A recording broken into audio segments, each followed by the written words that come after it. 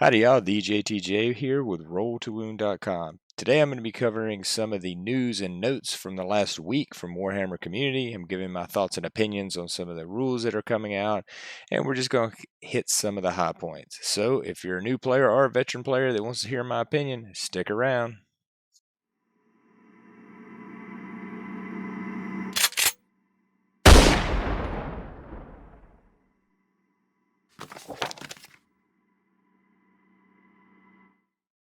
So this week, there was a ton of articles dropped and a ton of notes, and Warhammer community has also been going over. They're highlighting each pretty much faction or book, and just giving you some highlights or some thoughts on it. I'll be honest, I'm not going into too much depth with those articles. I agree with some of the opinions and some of the stuff I don't really agree with. But that being said, we're going to dive in. There's a few different articles that I want to touch on that might be of some interest. So the first one is on the 7th. They talked about magical mayhem, and specifically, we're looking at the predatory endless spell control. So this is going to be a big change in the next edition. Seeing how it has a controlling wizard if you're within 30, and if you're not, there's going to be wild spells, and I guess they can be controlled by the other player, or they're going to have sort of their own function, or maybe do their own thing. I do like the idea of being able to control your own endless spell if you pay the points to bring it. I think that you'll see more endless spells on the table if that's the case. So um, I just think that, especially as a tournament player, we want to take chance out of it as much as we can. We want to control as much as we can control. So this is it's probably a good change, because I do love the endless spells. I mean, they're super cool. That's one of the reasons I got into AOS from 40k, is because I just like the idea of having these manifested spells on the board. So it's a good deal. Invocations. So invocations are like prayers. They're very similar in to endless spells, except only priest or someone praying to some deity can cast them. So priests can now banish invocations. So most of the old mechanic has always been sort of you on, like on a 4-up, you can cast your invocation or your prayer, and it usually will have some mechanic at the end of the turn, roll a dice, and on a 5-up it goes away, something like that. Now enemy priests can also banish your invocation. Great idea. I like that. I know that not every faction has a priest model. That if I believe them, yeah, there's got to be some out there that don't have priest models. So this is a really cool mechanic, and this will make some armies. I think you'll see more of these on the table, or more priests on the table for sure. And one reason I say that is because you get bless, and bless is sort of your generic. You got bless and smite. Bless is a 6++, so that's really good. That's just pretty much like bless is a prayer that has an answer value of 4. So I'm guessing you roll 1d6, and on a 4-up you get it in a range of 12. If it's pick one friendly unit wholly within a range visible to the chanter to the start of your next hero phase, it gets a ward of a 6+. Not the greatest thing, but not bad at all, especially for units or armies that don't really have access to that. Smite, on the other hand, it's a mortal wound damage to other priests. I wish they would. I mean, that's cool. It should have been like you can do a mortal wound to anyone, but priests take extra mortal wounds or something. I think that would have been a lot more useful. All right, but that's pretty much the key things we saw out of this. I'm super a fan of the endless spells. So I'm moving right along. On the 7th of June, they also had this website, and keep in mind, guys, I have links in the description to all these pages, and so you can go there and check them out yourself. All right, let's see. Blaze of Glory is a Stormcast allegiance ability, and I'm always interested how I want Stormcast to be good. there's so much in their toolbox, and I just want Stormcast to be in the tournament scene. I want them to be, I don't necessarily need them to be the greatest army ever, but I want them to be more competitive than what they are now. So any buffs that they give them, I'm always interested in. And this one's pretty cool. It's basically that, if Stormcast dies, you're going to roll a d6 for all his wounds, and then on sixes, that unit that sort of is close to him is going to suffer mortal wounds. So awesome! Anything that can help Stormcast is a good thing. All right, so I don't know if you guys follow many of the AOS pages here lately, but the day after this dropped, the unit coherency discussion went through the roof. Units must be set up and finish every move in a single coherent group. A unit with 2 to 5 models is coherent if each model is within 1 inch horizontally and 6 inches vertically of at least one other model in the unit. And it's nice they actually clarified the vertical stuff too. A unit with more than 5 models is coherent if each model in the unit is within 1 inch horizontally and 6 inches vertically of 2 other models in the unit. If a friendly unit is not coherent at the end of the turn or after you set it up, you must remove models in that unit one at a time until it is coherent. So I'm not going to go into, there's a lot of guys that have built charts, they've done graphics, they're showing you, how cavalry is affected by this if you're over 5 models, how larger bases are affected by this, especially ones with 1 inch range that can't you can't spread them out and I'll get your attacks in the front rank.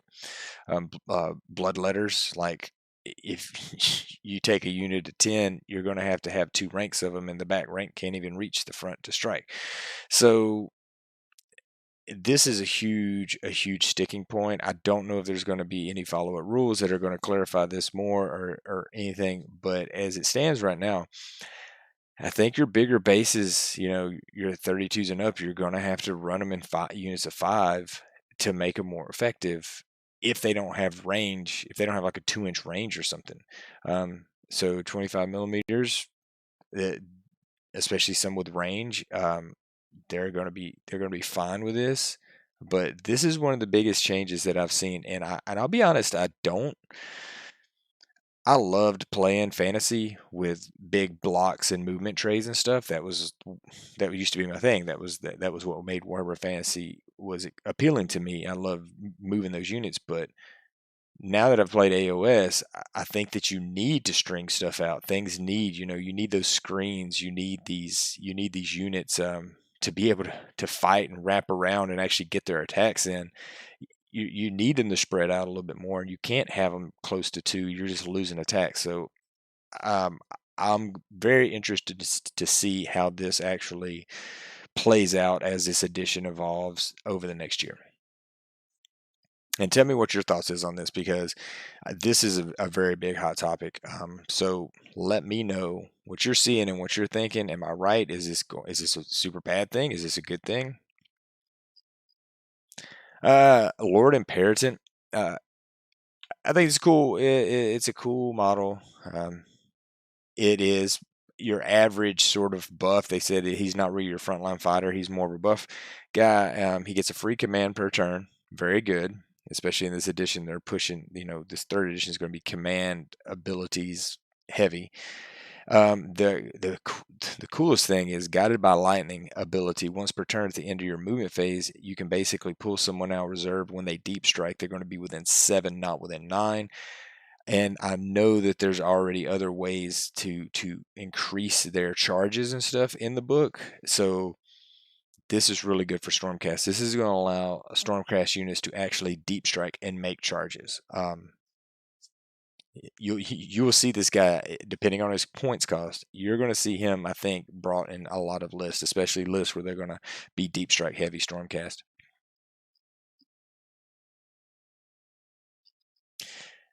And the Penitent and the Stormbringer, I just bring up, it's not really that big of a note, but it's sort of, the first thing I looked at was like, could I use the Penitent of the Stormbringer with the Lord Imperatant's ability, and you really can't because this is already on the table.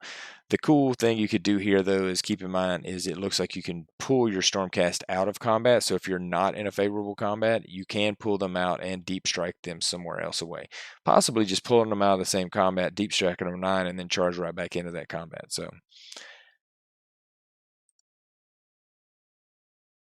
all right, so we're getting into command abilities, and this was the first really article that listed a big chunk of them. I'm not going to cover some of the Cruel Boys specific stuff, but when we look at the command abilities of Rally, basically you roll a dice for every model that died in the unit, and on a 6, you're going to bring back a slain model. My first thought, because I play Zinch, is this works on horrors. So you come in and you kill 10 or 12 of my horrors. I'm rolling dice. If I get 2 or 3 back, unless rules change or something's FAQ, I'm bringing back 3 or 4 or 5 pinks, and that just starts that whole cycle over again. I love the idea just from a Zinch player perspective, and I think honestly this is one of those things that you will see people using quite often, especially on their bigger hordes, to bring back and try to reinforce. It can also work on if you're in a desperate situation, you have a very elite unit, you hit rally on some very expensive models and maybe get 1 or 2 of them back. It can be game changing. So rally, very interesting, very, very good. Also, death. Death has already a lot of ways to bring models back. This will just stack and add to that. So it might be one of those things where you rally at the end of a phase, bring a bunch of your ghosts, goblins, zombies back, and then of course you'll also get the other heals that come along with that. Unleash Hell is great for shooting armies, especially ones with good hit rolls. Okay, so you're subtracting 1 from the hit with these guys, but if you already have buffs or they already have they're hitting on a 2 or 3 anyway, this is another good command ability. This is going to be good for people like Skaven. It's going to be great for snakes with bows. Just so many different ways that it's going to make the opponent think, do I really want to charge right now, or do I want to risk this charge because he's going to be able to shoot me off the table? I also play Skaven. First thing I thought about was the fiends and different kind of rattling cannons and things like that. And I'm like, oh, I love it. Smash into my line, and then you're just getting, half the unit's going to get shot up. So like it. All out attack, all out defense. All out attacks add 1 to hit rolls for attacks made by the unit. Solid. All out defense, add 1 to save rolls for attacks that target that unit. So now basically you've increased your armor save, unless armor saves totally change, but adding 1 to save rolls. Incredibly good on already strong or elite units. You're looking at stuff like Blood Knights, you're looking at Vampire Lords on Zombie Dragons, you're looking at stuff that already has a 2 or possibly a 3 or possibly 2 up save. Then you're going to throw that on them, and there's also more than likely other ways to reroll ones in the book. So you're going to have some very, very hard things to some armor to get through. So really, really good. All out defense, you will see it a lot. Looked at the Kill Boss War Scroll, thought it was okay. It just looks like a pretty average guy. He's got a couple little tricks, but this looks like this is going to be a very hero-heavy edition. So I think that you're going to see a lot of these cheaper, sort of very average heroes all over the board, just to hand out different buffs, CP generation or what have you. And then we get down to cogs, and it shows that there is a change there. So I'm wondering where the cogs and where all the other, generic endless spells are going to be listed, if it's coming in the rule book or if it's coming in the GHB. But they did do a few changes here. Now, if you speed up time, it's going to only add 1 to a charge roll for units within 18 of the endless spell. So there is a range cap, and it's only adding 1 to charge. It's not only plus to the movement. So that's a big nerf right there. The next part is, if you slow down, you can get an extra cast 1 extra spell for a hero within 6. So you could have several heroes around it, and they can all benefit from that, or several wizards around, and they can benefit from that. So that's kind of nice. But it's going to see what the cost of this. If they don't drop the points in it, I think that you're going to see that used a little bit less, unless it's somebody with a very very magic heavy focus. Um, might not be seeing it as much as we used to. All right, the Slaves of Darkness came out on the 9th. And scroll down to the Knights of Chaos. Chaos Lord command ability. You can use this ability on Knights, Chariots, Gorby's Chariots. It's going to add. You can reroll charges and add 1 to the hit rolls. The reason I thought this was interesting is because it's you can only issue 1 command ability to 1 unit at any time. They can only be affected by 1. And this is sort of a combo one. You getting a plus to hit and a reroll charges. So I want you guys to start really keying in on the command abilities that you see that allowed several things to go off, or several buffs to occur to 1 unit at a time. So I've really just been keeping my eye out for certain things like that to be like, oh, this is a pretty good one. This is a force multiplier. It's adding several different buffs to one. Of course, we've already seen that. This is our first look at grand strategies, and this seems to be a pretty big change. It's going to come to match play. Um, from reading these, the grand strategies look like they're generic for everyone to pick from, and I think this can be used by many armies. It's a great way to increase the chances of game points in a tournament.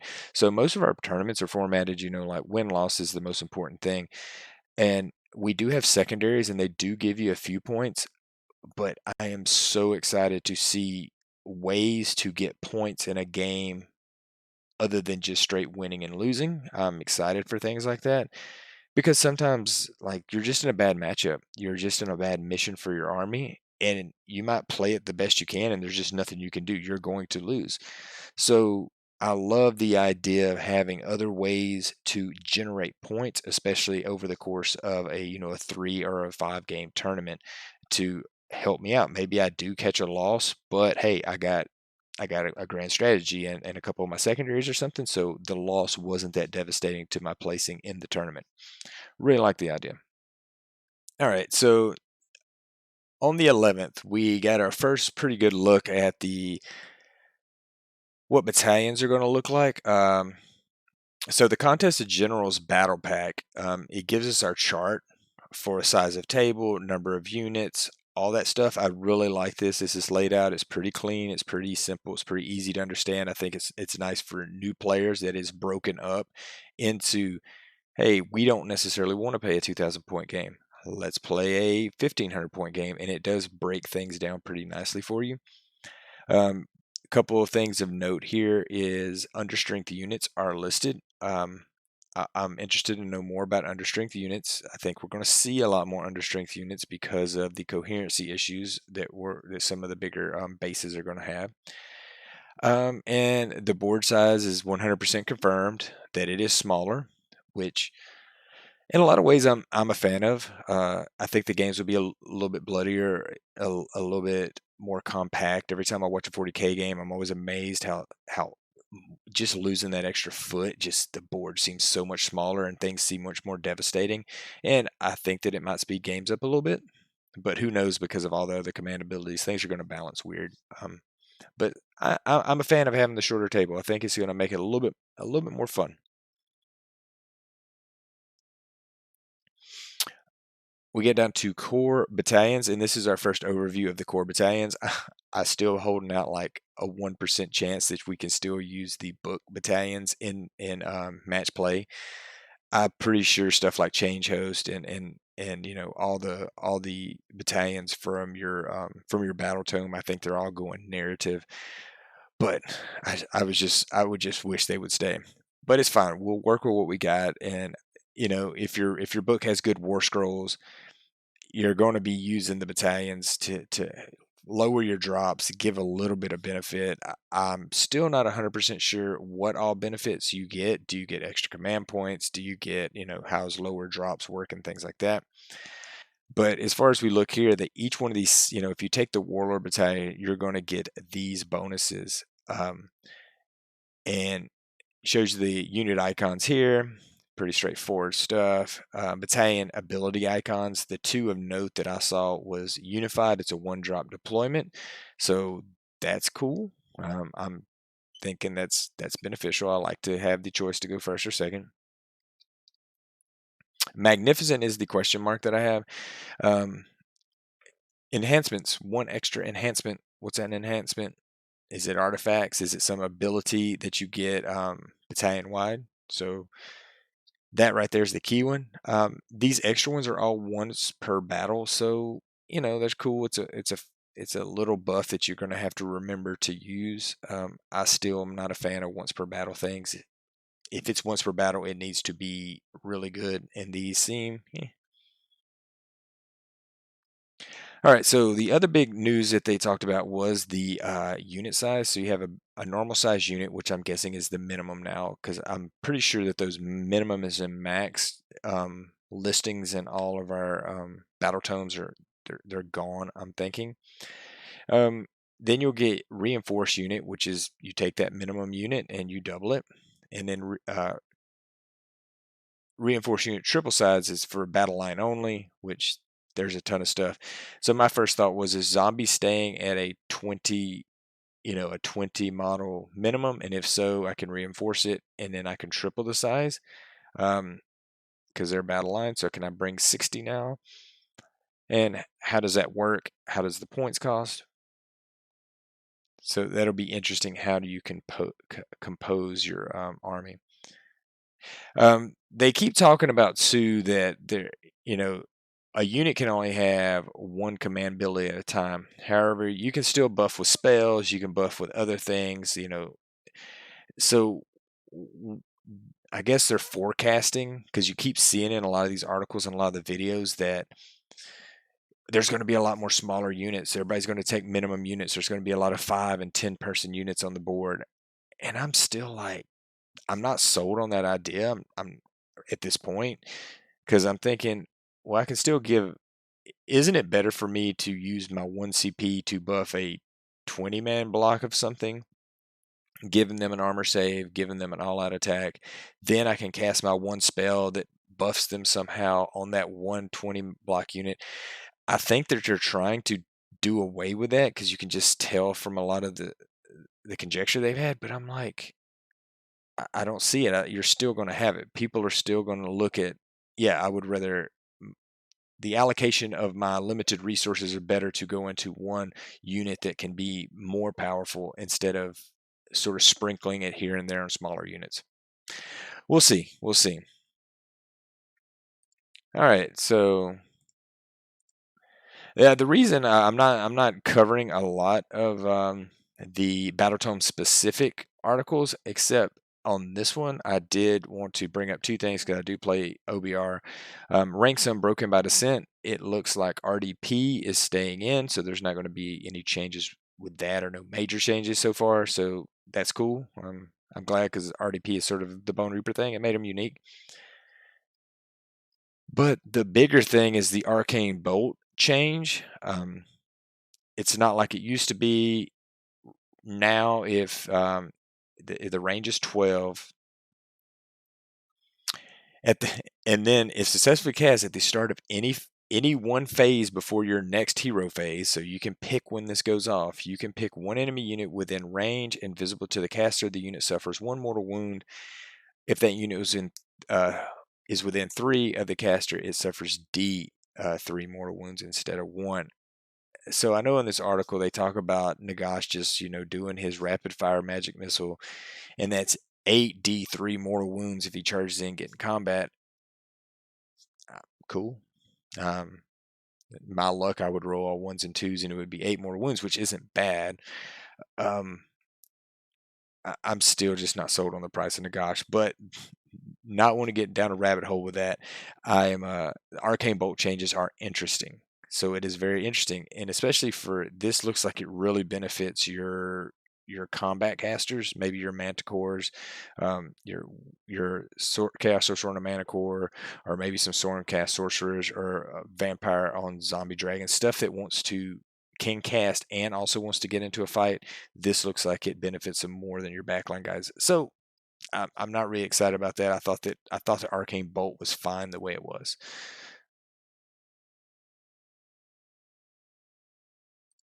All right, finally we get to our last article that I'm going to talk about, and this came out on the 12th.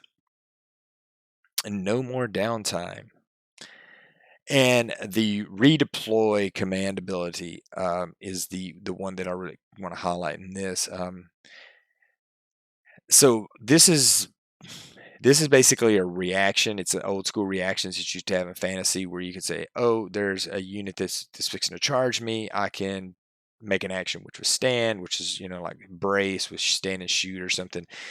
This is if an enemy unit moves within 9, and is more than and that enemy unit and more than 3 inches from all enemy units, you can make a D6 move with that unit, but you must finish more than 3 inches away. So what's basically going to happen is I say I'm going to spend a CP to do redeploy. I'm going to roll a D6, and then I'm going to move my unit back. If the 12-inch minimum is still in the rule book, like you have to be within 12 inches to make a charge move, this is basically a 50-50 shot if they're at 9 inches, so you need a 4, to get all your guys out of 12 so they couldn't even make the charge. In that case scenario, it's like, yes, let's do it all the time, especially for squishy stuff. However, it's a D6. You could move one back. Is that really going to help a lot, especially if they're already in 4 or 5 inches?